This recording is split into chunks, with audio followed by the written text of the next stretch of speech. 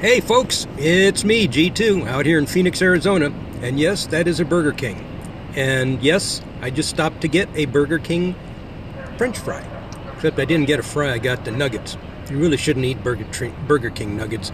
They look really, really nasty when you watch a video that I saw. But anyway, hi Suzanne, G2 here. So, let's turn this puppy around.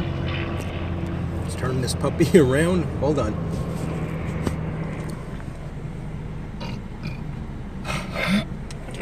Pardon me. Wow. Hi. All right. So, yep, I'm out here in the middle of the desert again. Just left an appointment. I've tried to make a commitment to do my scopes around 1 or 2 o'clock in the afternoon, Arizona time, and I couldn't get home to do it, so thought I'd pull over, grab a bite to eat at Burger King, and knock this scope out. I'm G2 Verado. I'm a real estate agent here in Phoenix, Arizona. My wife is Lori Clindera. We've been doing this for nearly 30 years. We primarily work with the military and primarily folks in the F-16, F-35, F-22, and A-10 Warthog environment. And today's scope, hold on 1 minute, guys. Pardon me. Today's scope, you can do that on live camera. Can you believe that? So today's scope, I wanted to do a little bit. Hello from Los Angeles. Hi there. Hi Perry family. Today's scope, I wanted to touch on something that is, there's been a lot written and debated about in the real estate community and in the legal community about dual agency. And what the heck is it anyway? Who the hell knows? Well, in 2007, I wrote an article, and it's on our website, and I'll post that actually, I'll tell you, if you go to bit.ly/dual agency, what the heck is it anyway? Dual agency, what the heck is it anyway? Might not have to put anyway on there, but dual agency, what the heck is it? Bit.ly dual agency, what the heck is it? And you might have to put the word anyway on there. I don't remember. Pardon me. But there's been a lot debated about this concept. Pardon me. So in 2007, I wrote an article about dual agency, and it was picked up by the law firm of Fleshman and Butler, and they used the article in one of their real estate litigation continuing education forums for attorneys. So I was pretty honored to have that article picked up and used as a subject matter for their course. So a little history about dual agency. Back before the 1990s, and back to when Nero was playing his fiddle, dual agency didn't exist. As a matter of fact, pardon me 1 minute. Pardon me. Dual agency didn't exist. Buyers had no rights. And you go back to the concept of caveat emptor, buyer beware. So what happened? How did this even come about? Well, in late 1980s, an old gentleman, Mr. I can't pronounce his name, Bokuski, Mr. Bokuski, bought a home in Edina, Michigan. And when Mr. Bukowski bought his home, he walked into Edina Realty and thought that the agent he picked up in that office was working on his behalf. Back then, there was no definition, no disclosed definition about how agency relationships worked. So, long story short, Mr. Bukowski and his agent run around town, look for a home, and he finds one, and he falls in love with it, and he writes an offer. Well, sometime after he closed, he went to turn on his automatic sprinkler system. And what happened was he couldn't find it. So he called the agent whom he thought was the buyer's agent. He called the agent that showed in the house and wrote the contract, asked where the sprinkler system was, and the agent didn't know. So the agent called the listing agent. And the listing agent didn't know either.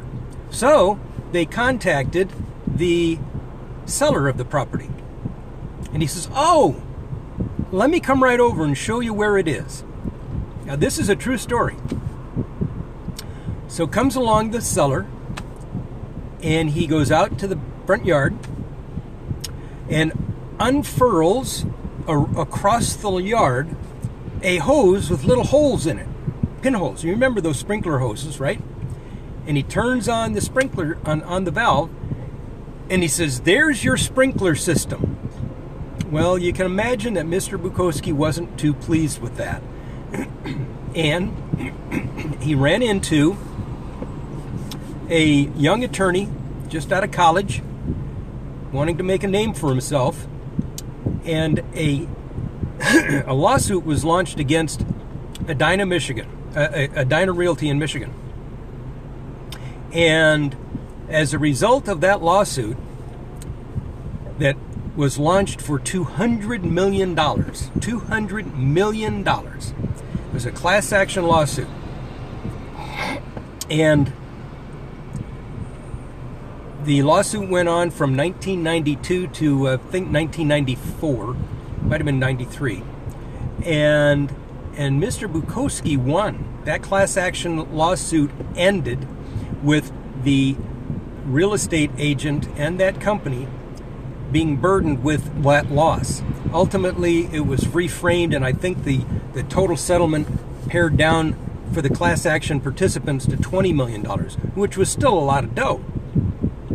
Well, subsequent to that, the National Association of Realtors began to think seriously about agency and agency disclosure and agency relationship, and NAR changed the code of ethics. Hello again, Suzanne. And today, we have what we know as agency disclosure. Now, in some states, dual agency isn't even practiced. Here in Arizona, we practiced limited disclosed dual agency. In some states, it's called, when you're in that environment, it's called transaction facilitator. So why is agency and dual agency so important? Well, there's a couple of things to consider. First of all, let's talk about the selling side. When a seller hires a real estate agent to help him or her sell their home, that seller believes, and rightly so, that the agent they hired is working on their behalf, going to get them the highest and best price for that house. And that's the way it should be. And that's true. And on the side of the buyer, when the buyer engages a real estate agent, the buyer's expecting that buyer agent is going to work diligently on behalf of the buyer. Church and state. Well, dual agency and limited disclosed dual agency is a strange animal.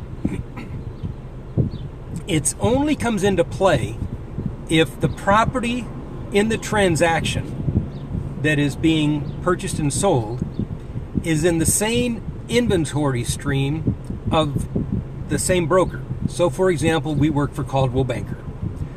So if a real estate agent in the Caldwell Banker family has listed a property and a buyer comes along who stumbled across a Caldwell Banker agent who wants to buy that property, then the envelope, the environment of dual agency, limited disclosed dual agency, evolves. Now, it can only evolve if the buyer and seller agree to engage the transaction under those terms. So that's why we have a limited disclosed dual agency form in our zip forms system. Now, here's a concept to try and get your head around. I shouldn't have eaten that chicken before we started. So here's an idea to try to get your head around. When the listing agent listed the property with the seller, the listing agent should have counseled the seller, keep a poker face when you're around the house and a buyer comes to see your house, and keep your mouth shut about why you're selling it. Got a divorce, moving, whatever those motivations are, because those are strategic pieces of information that help a buyer calculate how he wants to make his offer. And the listing agent should have had that conversation. Put your poker face on. Don't let the cat out of the bag. And the truth is, the same thing should be told to the buyer. The buyer's walking through the home, he should have his poker face on, not drooling all over the carpet because he's in awe at the property. Be in awe later when the seller's not around. So those are two pieces of covert information that I ask that question of the list agent all the time to my buyers. Yes, absolutely.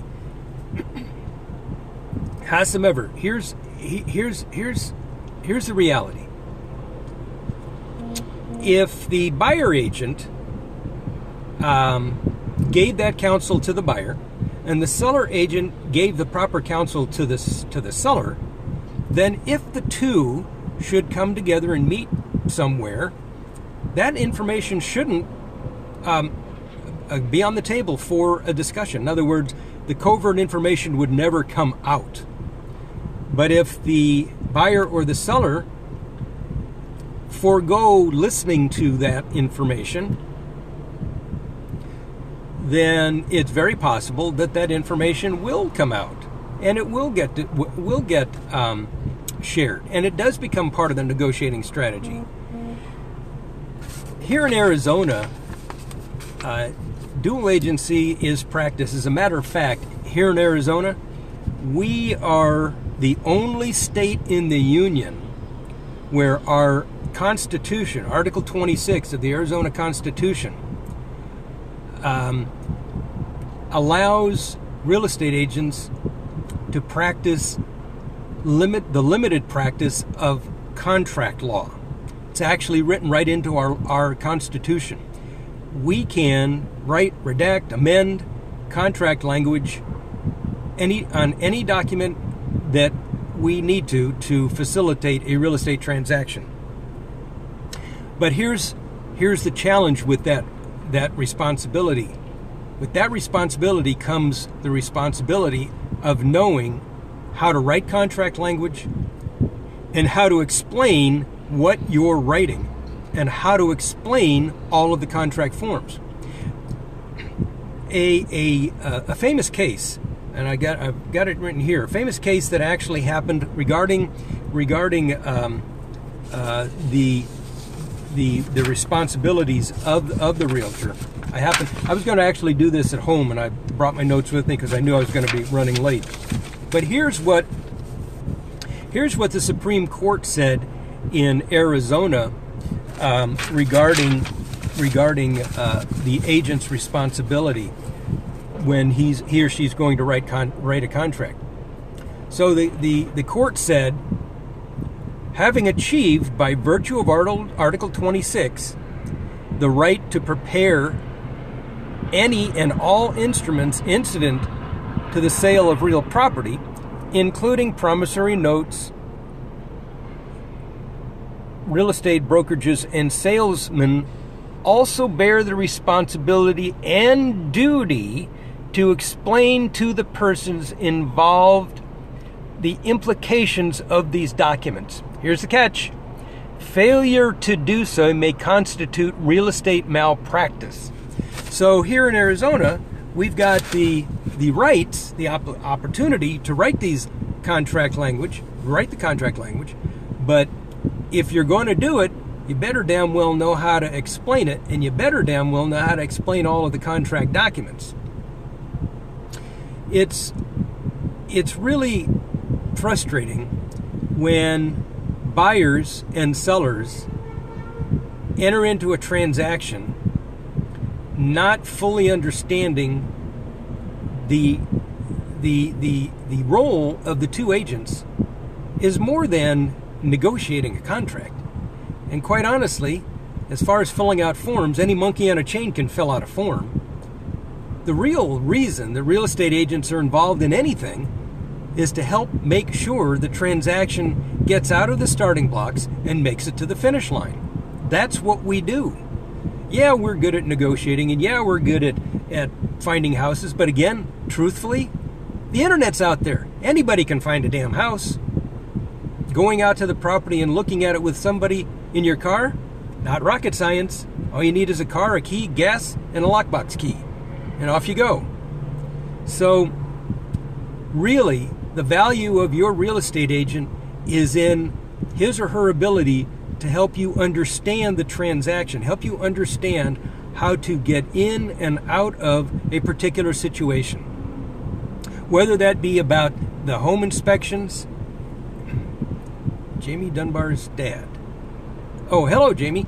Jamie Dunbar's dad. So whether or not you're writing a contract for a buyer or reviewing a contract for a seller, we as real estate agents have to understand how to explain those documents, how to explain the responsibilities of each party. Tell the seller and explain to the seller and coach the seller through all of his obligations, through the transaction. On the buyer side, explain to the buyer what his obligations are. Now with TRID in play, there's so many more pieces of the puzzle flying around, so many more pieces of the obligation. And at the end of the day, when your transaction closes, it closed because your real estate agent helped keep the transaction moving forward from the starting blocks all the way through the end. It's no doubt that real estate transactions today have many complexities, many complex moving parts to them. They get more and more complex as the years go on.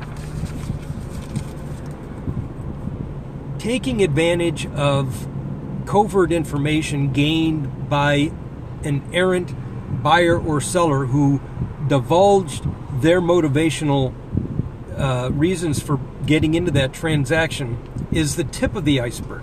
That's a sliver of the whole reason for having a real estate agent by your side. Dual agency is not something to be fearful of as a real estate agent. You simply need to understand that as long as you're treating both sides fairly, and as long as each side in the transaction, I am not at KFC, I am actually at Burger King.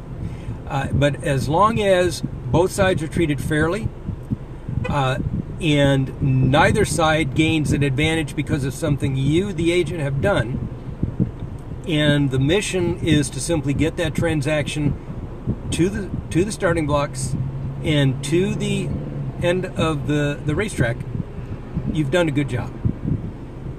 So again, thanks for checking in. Hope you had a great day. Hope you had a great Valentine's Day. This is G2. I'm a real estate agent here in Phoenix, Arizona. My wife and I have been in this business for nearly 3 decades. We work primarily with military folks, but always like working with the civilian population as well. If you have any questions, please feel free to tweet me at G2Realtor. You can tweet my wife at Why Are You Renting? Or you can send me an email, g2realtor@gmail.com. Have a great day. Hope you enjoyed yourself. Again, it's a beautiful day here in Arizona. If you're out in the East Coast, you're probably shoveling snow. Talk to you soon. Bye-bye.